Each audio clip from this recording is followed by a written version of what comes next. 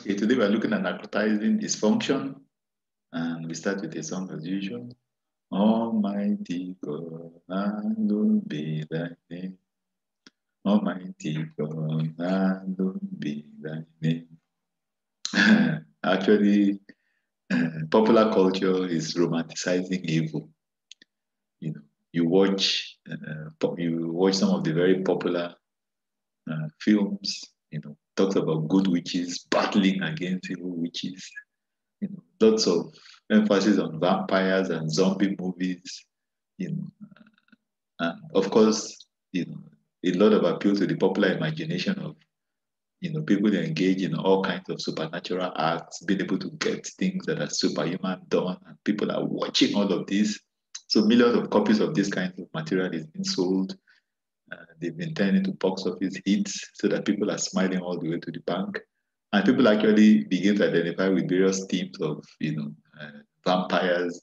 I belong to this team, the other person belongs to that team. And of course, what you basically find is part of what the media does, which is the title of this podcast, Narcotizing Dysfunction. Because sometimes when you expose so much to media content, it actually begins to deaden you. You're no longer as sensitive as you're supposed to be. For instance, you see, pictures of, homeless or people that are, uh, malnourished because of famine. The first time you see there's a shock value, or you watch cheaters on TV, the first time you see there's a shock value. Subsequently, you just become numb. You're not bothered about it. And this is a huge concern because the scriptures will have things to say about, evil and witchcraft, and ungodly living.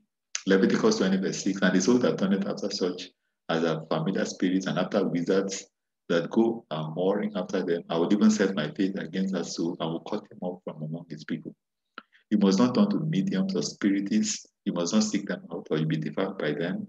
I'm the Lord your God. I hope all this exposure to this kind of content is not deadening us, to the spiritual consequences of consulting, or even being in any kind of, relationship with, these kinds of evil people, making it look like it's now acceptable, it's now the norm. The scriptures frown against it.